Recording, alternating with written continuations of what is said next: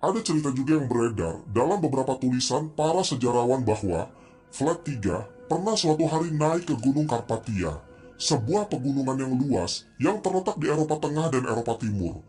Di sana dia bertemu dengan iblis yang tinggal di gunung itu, yang disebut dengan nama Kesilim. Di gunung itu, Vlad III dan iblis Kesilim membuat sebuah perjanjian. Iblis Kesilim akan memberikan kekuatan kepada Vlad III asalkan dia membunuh dan memakan serigala Karpatia dan memberi musuhnya kematian terburuk dan meminum darah mereka. Kematian Vlad Dracula sangat konyol, di mana ia mencoba menyamar sebagai pasukan Turki Utsmani untuk merencanakan pembunuhan terhadap Muhammad Al-Fatih secara diam-diam. Namun, rencana tersebut gagal dan dia malah dibunuh oleh pasukannya sendiri.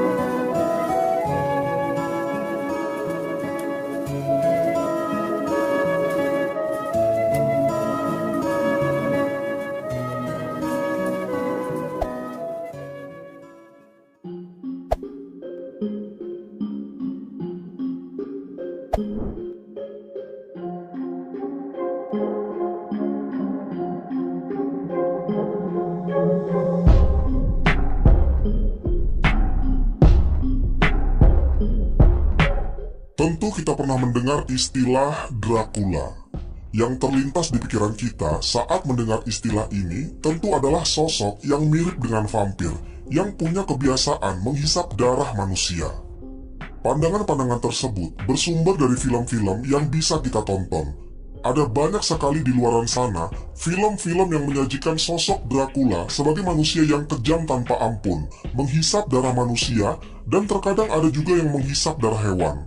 Dan dia tinggal di sebuah kastil gelap di wilayah Transilvania. Beberapa dari kita pasti pernah berpikir bahwa Dracula adalah sosok fiksi, karena mustahil ada manusia yang melakukan itu. Istilah Dracula sebenarnya telah muncul sejak tahun 1400-an. Namun namanya kembali populer sejak ada sebuah novel karangan dari Bram Stoker yang berjudul Dracula. Penulis asal Irlandia ini membuat novel dalam genre horor dan gotik yang pertama kali diterbitkan pada tahun 1897. Untuk membuat karyanya ini, Bram Stoker menghabiskan beberapa tahun untuk meneliti cerita rakyat Eropa Timur dan sejarah vampir sebelum dia menulis novel Dracula. Dia terinspirasi oleh seorang tokoh yang kejam dan brutal yang paling terkenal pada masa itu, yang bernama Vlad Tepes atau Vlad the Impaler. Vlad adalah seorang pangeran Wallachia dari abad ke-15. Dia terkenal karena kekejamannya terhadap musuh-musuhnya. Wallachia adalah sebuah kerajaan yang wilayahnya sekarang menjadi negara Rumania. Bram Stoker akhirnya menggabungkan kedua karakter tersebut, yaitu vampir yang menghisap darah dan Vlad the Impaler yang sangat bengis, dan menjadikan sebuah sosok yang menakutkan yang dikenal sebagai Dracula.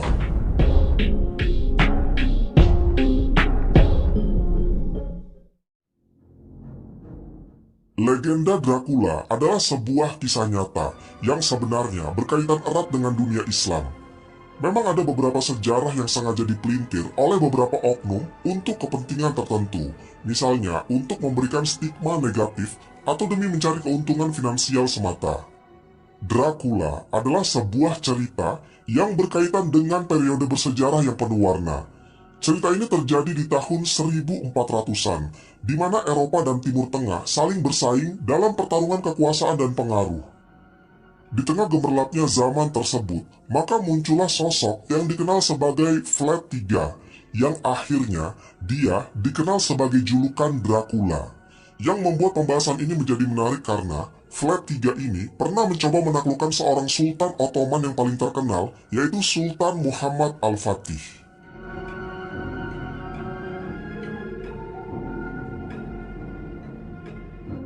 Vlad III, atau biasa disebut dengan Dracula, adalah anak dari Vlad II.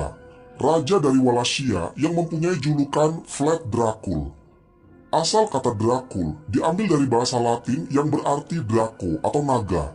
Dijuluki naga karena beliau diangkat menjadi Ordo Naga. Sementara Dracula yang memiliki kata asli Dracuela memiliki makna asli anak naga. Jadi, Vlad III Dracuela dapat diartikan sebagai Vlad anak naga.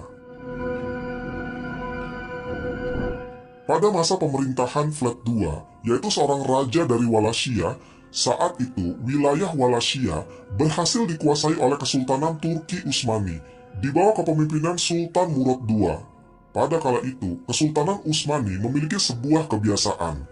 Jadi setiap daerah yang berhasil ditaklukkannya, maka anak dari raja itu atau putra mahkota akan diambil oleh kerajaan Turki Utsmani.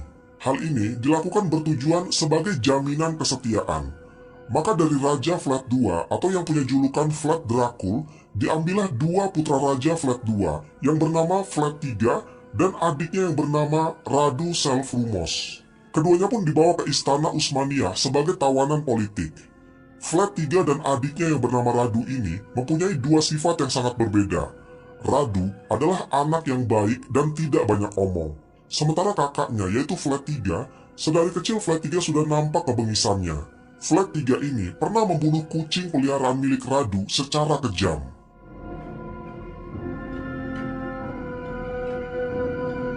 Selama tinggal di istana, keduanya dirawat dengan baik, serta diberikan pendidikan militer di Kesatuan Janissary, yaitu sebuah pasukan elit militer dari Kesultanan Turki.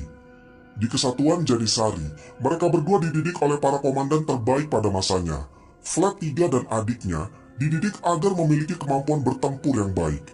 Vlad III yang waktu itu masih berusia 13 tahun, hanya berselisih 1 tahun lebih tua dari Mehmed II, yang nantinya Mehmed II akan menjadi seorang sultan terkenal yang disebut sebagai Sultan Muhammad Al-Fatih, yang akan memimpin penaklukan legendaris atas Konstantinopel.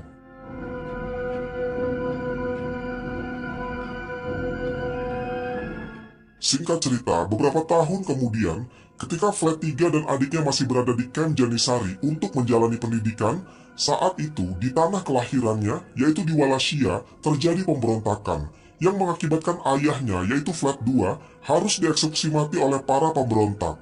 Vlad II dieksekusi dengan cara menguburnya dalam keadaan hidup. Mengetahui kabar ini, akhirnya Kesultanan Ottoman mengirim Vlad III ke Wallachia, karena dianggap dia memiliki kemampuan yang cukup untuk menjaga dan mengembalikan Wallachia sebagai bagian dari wilayah kekuasaan Turki Utsmani. Akhirnya, setelah Vlad III berhasil memberantas para pemberontak di sana, namun bukannya dia menyerahkan Wallachia kepada Kesultanan Ottoman, malahan saat itu Vlad III menggunakan kesempatan ini untuk mengumpulkan kekuatan dan melawan dominasi Ottoman.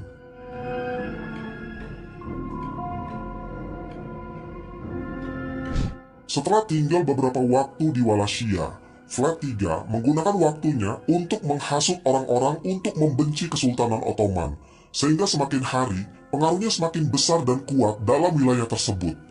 Di Wallachia, Vlad III juga melakukan balas dendam kepada para bangsawan dan orang-orang yang memberontak terhadap kekuasaan ayahnya. Dia menghukum mereka semua dengan cara yang sangat sadis, yaitu dengan menggunakan metode penyiksaan yang dikenal dengan nama Sula. Sula adalah hukuman yang dilakukan dengan menusukkan batang kayu yang tajam dari lubang belakang manusia hingga tembus ke mulutnya. Tindakan ini menyebabkan penderitaan luar biasa bagi korban dan menjadi simbol kekejaman Vlad III dalam mempertahankan kekuasaannya. Perbuatan ini dilakukan untuk memperpanjang penderitaan korban dengan maksud agar mereka tidak langsung meninggal dalam sehari.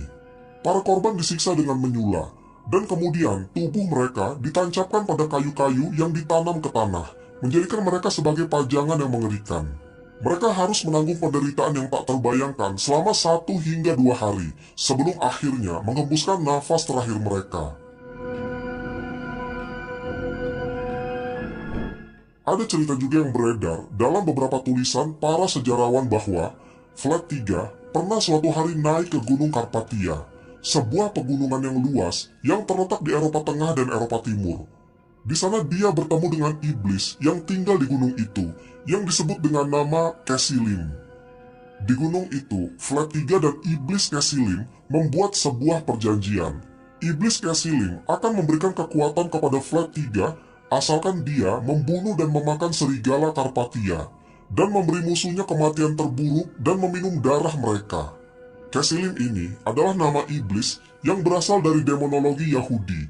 Dia adalah jenis iblis yang suka menipu, menyesatkan pejalan kaki, dan mempermainkan manusia.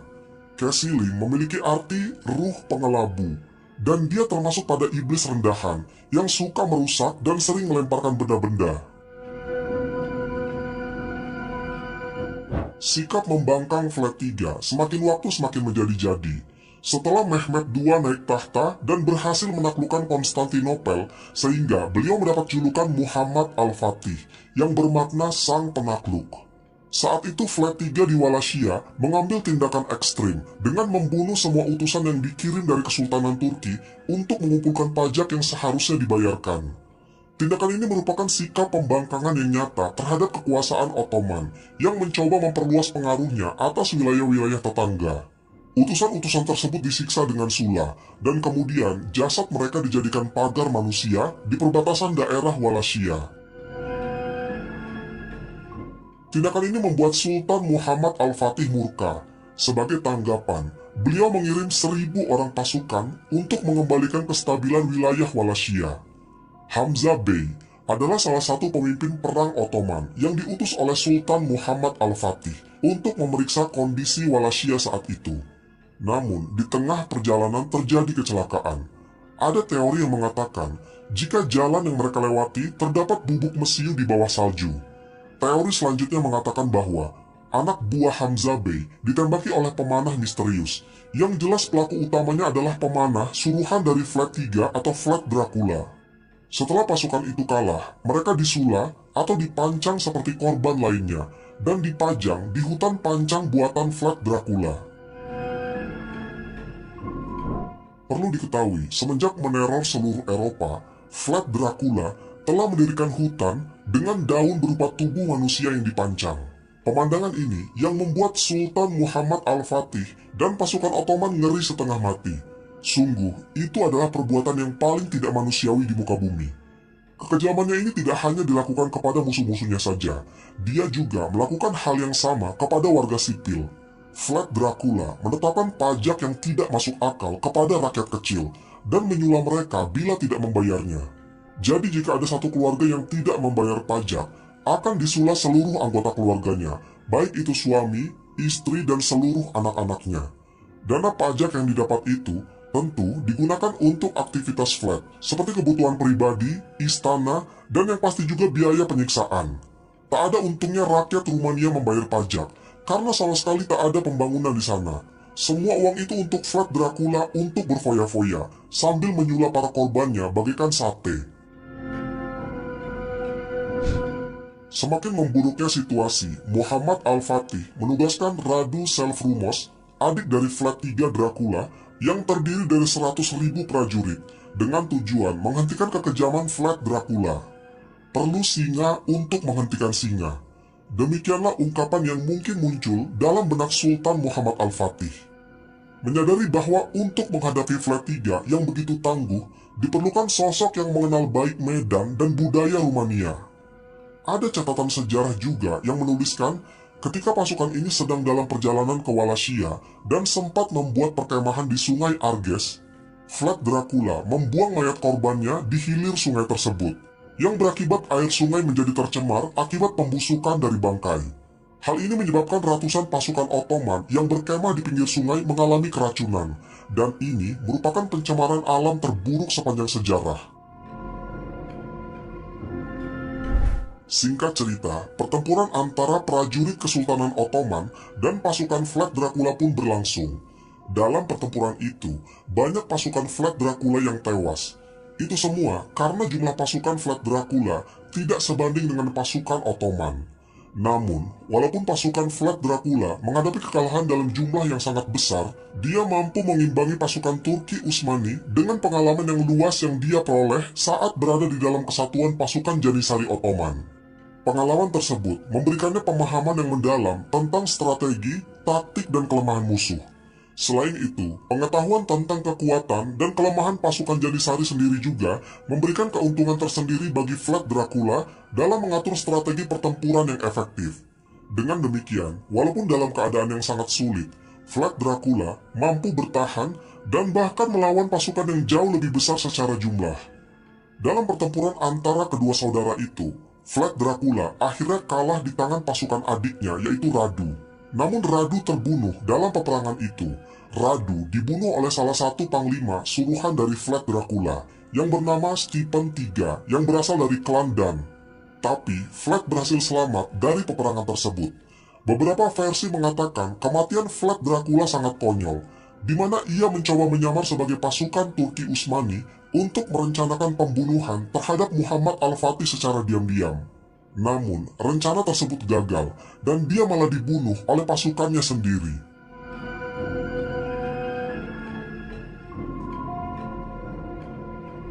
Meskipun Vlad Dracula dianggap sebagai pahlawan nasional di negaranya, cerita kekejamannya tetap menjadi kisah menyeramkan selama berabad-abad. Warisan kekejaman yang dia tinggalkan, baik terhadap musuh maupun warga sipil, telah membuatnya dikenal sebagai Dracula, sosok yang membumi dan menakutkan dalam legenda. Film Dracula Untold yang tayang beberapa waktu lalu hanyalah propaganda atau pembodohan yang dibuat oleh bangsa barat dengan tujuan untuk menjelekkan Islam. Padahal justru umat Islam yang dipimpin oleh Muhammad Al-Fatih lah yang menjadi sosok pelindung Eropa. Jika dibandingkan, walaupun Adolf Hitler memiliki jumlah pembunuhan yang lebih banyak daripada Vlad Dracula, Hitler tetap memajukan bangsanya, tidak seperti Vlad Dracula yang hanya bersenang-senang atas penderitaan rakyatnya sendiri.